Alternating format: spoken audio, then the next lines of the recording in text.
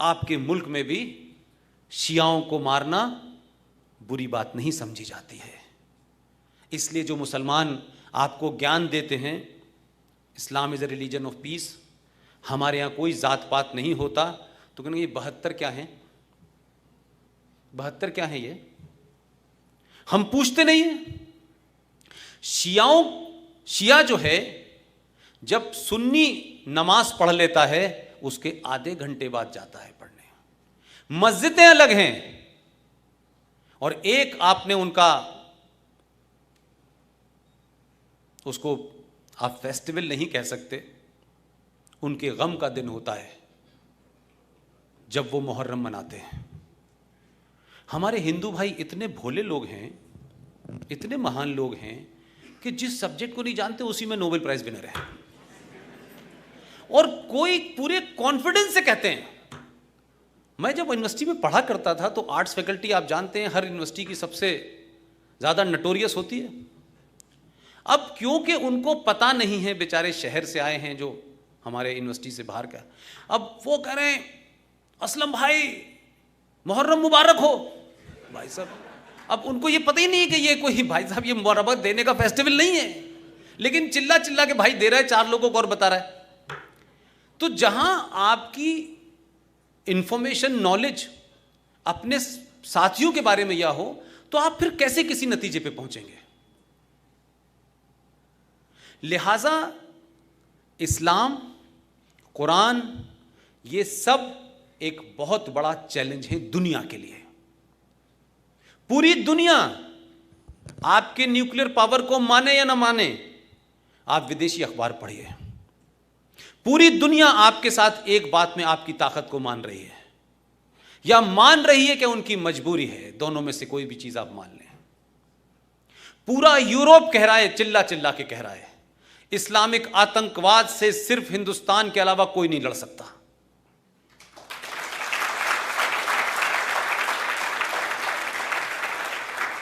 और इसलिए नहीं कि हमारे पास बहुत सारे बम हैं, ये वजह नहीं है। आप इस सोच से पिछले 700 सालों से लड़ रहे हो। आप लड़ते लड़ते लड़ते लड़ते आपके अंदर रेजिस्टेंस आ गया है। आप कंफ्यूज नहीं हो, कुछ % लोग कंफ्यूज हैं। यूरोप में लोग लड़ ही नहीं सकते क्योंकि 100 साल से वो लड़े ही नहीं है। उनकी सेनाएं सिर्फ 26 जनवरी और 15 अगस्त के लिए निकलती हैं बाहर, और कोई काम ही नहीं करती। हम तो लगातार लड़ रहे हैं। हमारी प्रैक्टिस कश्मीर में भी जारी है, हमारी प्रैक्टिस माओवाद में भी जारी है, छत्तीसगढ़ में भी जारी है। हम तो रोज लड़ रहे हैं, और रोज उस मानसिकता से आइडियोलॉजिकल लेवल पर, इंटेलेक्चुअल लेवल पे हम लड़ रहे हैं। तो यूरोप को क्यों लगता है कि साहब आप इस्लामिक आतंकवाद से लड़ सकते हैं? वो आप पे भरोसा कर रहे हैं, आप अपने ऊपर भरोसा नहीं कर रहे। इसका यह कोई मतलब नहीं है कि इस्लामिक आतंकवाद से लड़ने के लिए आप निकलिए और 2 मुसलमान को चांटे मार दीजिए निकल के, यह मेरा कोई मतलब नहीं है। आपका कंफ्यूजन यहां खत्म हो जाए, यहां ठीक हो जाए आप, और इससे न शर्माएं कि मेरे यह कहने से कोई नाराज हो जाएगा, क्योंकि दूसरों ने आपकी नाराजगी की चिंता नहीं की, मुल्क बांटने के बाद भी नहीं की। वो कहते हैं Islam is a religion of peace, हम भी मानते हैं Islam is a religion of peace, लेकिन फर्क यह है कि पीस की डेफिनेशन और पीस की स्पेलिंग अलग अलग है।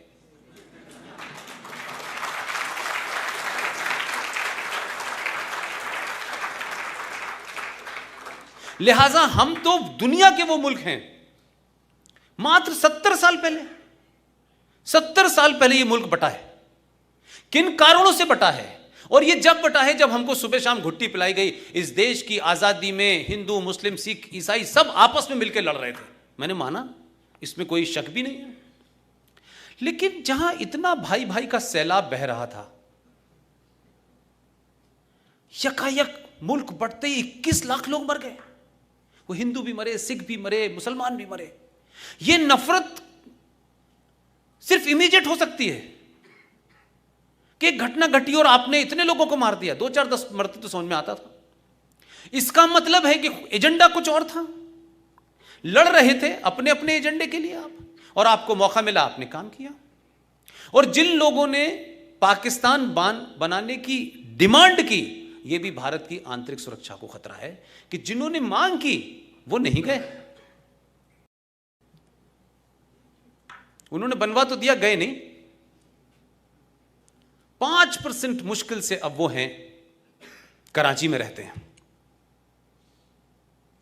जैसे बॉम्बे में हर एक को भाई बोलते ना, दाऊद भाई, शाहरुख भाई, ऐसी कराची में भी भाई बोलते हैं। कराची में मेरा हेड ऑफिस था, तो मुझसे भी उनका और भाई क्या हाल है? मैंने कहा यार हमारे यहां भाई का मतलब कुछ और होता है। लेकिन सिर्फ इसलिए, मैं उस सोच को बता रहा हूं, सिर्फ इसलिए कि मेरी पैदाइश और मेरी तालीम और मेरी तरबियत अलीगढ़ मुस्लिम विश्वविद्यालय में हुई थी, इसलिए वो मुझे अपने सर पे बिठा के रखते थे। उनको लगता था कि वो जगह, ये उस जगह से निकल के आया है जिसने हमें ब्रेन प्रोवाइड किया। जो यूनिवर्सिटी जिसकी 5 ब्रांचें देश में खुल रही हैं, क्योंकि देश को अभी और बांटना है, एक से पूरा नहीं हुआ मामला। 5 जगह सैंक्शन किया है सरकार ने कि 5 यूनिवर्सिटी और ऐसी खुलनी चाहिए। इस सरकार ने नहीं किया, बहुत सीरियस मत होइए आप, इसने नहीं किया, पुरानी सरकार करके गई है। इसलिए आपको याद होगा कि सर सैयद अहमद खां और जिन्ना साहब को लेकर के पाकिस्तान में 10 साल बहस चली कि हमारे लिए कौन बेहतर था। तो वो कहते हैं कि सर सैयद बेहतर था हमारे लिए। हम बेवकूफी हमने की, जो 3 राज्य हैं, खैबर पख्तूनख्वा, सिंध और बलूचिस्तान, वो तो पहले से वहां थे। बटा तो सिर्फ पंजाब है ना, पंजाब के 2 टुकड़े हुए, ऐसे ही बंगाल के 2 टुकड़े हुए, भारत में तो और जगह कोई फर्क पड़ा नहीं। उनको अब समझ में आया कि भारत में जो मूर्ख लोग रहते हैं, अगर हम हिंदुस्तान में ही रहते तो जो 70 साल के बाद सिचुएशन आप है, इसमें 20-25 साल और कम कर लीजिए, उन्हीं की चलती। क्योंकि इस देश के लोगों को झूठ में रहने की आदत है। वो चले गए, लेकिन वो समझते थे कि अगर हम सर सैयद की पॉलिसी पे चलते तो इस मुल्क की डेमोक्रेसी, इस मुल्क के इंस्टीट्यूशन का इस्तेमाल करके आज हम इस मुल्क पे सत्ता में होते हैं। और अगर वो सत्ता में भी नहीं है, माफ कीजिएगा, अगर उनका प्रधानमंत्री नहीं है इस देश में, तो भी कोई नाजायज मांग भी उनकी ऐसी नहीं है जिसे आपकी सरकारें रोक पा रही हो वही रहा है जो वो चाह रहे हैं। 100 में से 1 आध ना होती हो, और आपकी जायज मांग भी नहीं कोई सरकार मानती है। इसलिए 3 लोगों को गिरफ्तार करते हैं, उन पे चार्जशीट भी नहीं करते हैं, और इस देश में हिंदू टेरर होता है, और उनसे ज्यादा आपकी कम्युनिटी के लिए हिंदू टेरर को लोग फैला रहे हैं। एक बता दीजिए मुझे इस देश के अंदर जिसने यह कहा हो कि इस्लामिक टेरर है और इसको हिंदुस्तान से लड़ना चाहिए। एक ईमानदार नहीं मिलेगा जो सुबह से लेकर शाम तक ईमानदारी का ठेका लेके घूमते हैं, उसको जस्टिफाई करते हैं। कश्मीर में ऐसा हुआ इसलिए है, मुरादाबाद में दंगा हुआ इसलिए ऐसा है। हम सब जगह टेररिस्ट बन जाते हैं क्योंकि दुनिया ने हमारे ऊपर अत्याचार किया है और कोई रास्ते नहीं है इनके पास में। तो उनका थॉट क्लियर है। और सर सैयद के बारे में इस मुल्क में क्या कहा गया? सर सैयद के बारे में एक नैरेटिव क्रिएट किया गया, जो बाद में वहां के रिसर्च स्कॉलर्स ने जब किताब लिखी तो उन्होंने कहा कि यार ऐसा तो कभी था ही नहीं। मैं जब पढ़ता था तो कहा जाता था कि सर सैयद ने यह कहा कि हिंदुस्तान एक खूबसूरत दुल्हन है जिसकी एक आंख हिंदू है और एक आंख मुसलमान है, अगर इसमें से एक भी खराब हो गई तो कैसी लगेगी। यह सर सैयद ने कभी कहा नहीं। सर सैयद की मेरठ की आखिरी स्पीच सुन लीजिए। उन्होंने 1957 के गदर को कहा गया कि ये कंजड़ लोग हैं, ये बज़ात लोग हैं जिन्होंने ये मूवमेंट चलाया है। And he was the man who given idea of 2 nation theory. लेकिन वो चले गए, यहां जो छोड़ गए वो ऐसे लोगों को छोड़ गए जिसमें सर सैयद अहमद खां भी हैं, जिसमें उनको भी सर का खिताब दिया। अंग्रेज समझदार लोग हैं, सही आदमी चुनते हैं।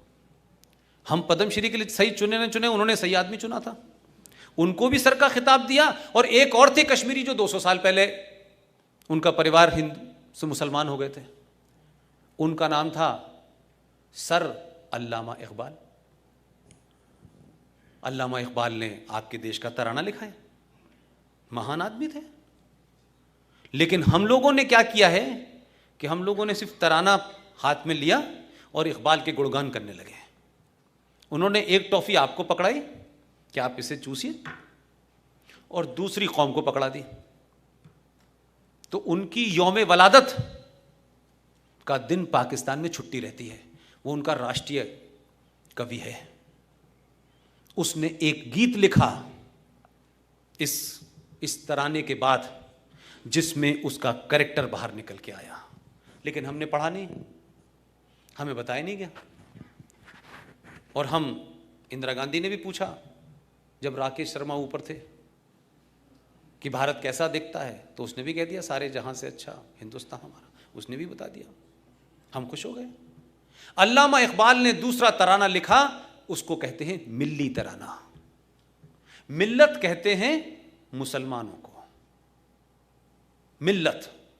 और उर्दू में जब कोई कहता है कौम, कौम का मतलब होता है देशवासी।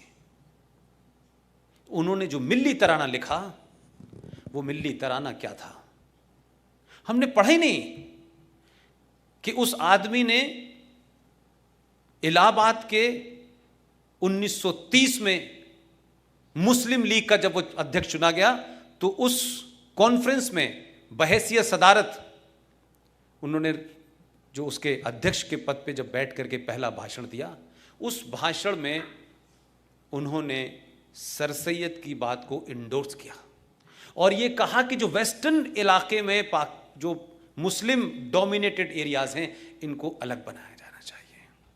वो 1930 में कह रहा है, 1938 में वो चले गए, बात अलग है।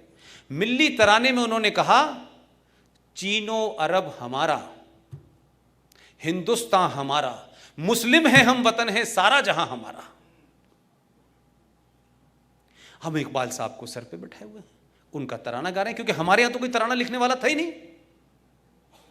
तो हमारी सारी थ्योरी जो है ना, ये पूरा आजादी का डॉक्यूमेंट, आजादी की कहानी एक पूरे षड्यंत्र और फ्रॉड के ऊपर है। आपकी, हमारी, आपकी जनरेशन की समस्या यह है कि जब तक हम उन फ्रॉड को एक्सपोज नहीं करेंगे, हम इस जनरेशन जो ट्विटर के ऊपर, सोशल मीडिया पे एक्टिव है, हम उसको नया नैरेटिव नहीं दे पाएंगे। तो एक तरफ आपको डिमोलिश करना है तथ्यों के साथ में कि आपके साथ धोखा हुआ है। इस देश में जो भी बहादुर आदमी था, जो भी बहादुर था, उसको कैसे खत्म किया जाए, यह षड्यंत्र होते रहे, और बौने लोगों को कैसे बड़ा किया जाए। विजनरी वो जब प्रधानमंत्री बने, जब उन्होंने इस देश के बहादुर आदमी की हत्या करवा दी, और अब से 6 महीने पहले तमाम ताकत लगाने के बाद भारत सरकार ने हमारी बात मानी, और भारत के रिकॉर्ड्स में यह लिखा हुआ था Subhash Chandra Bose is a war criminal. उसे अभी 6 महीने पहले हटवाने में कुछ हद तक हम सफल हो गए।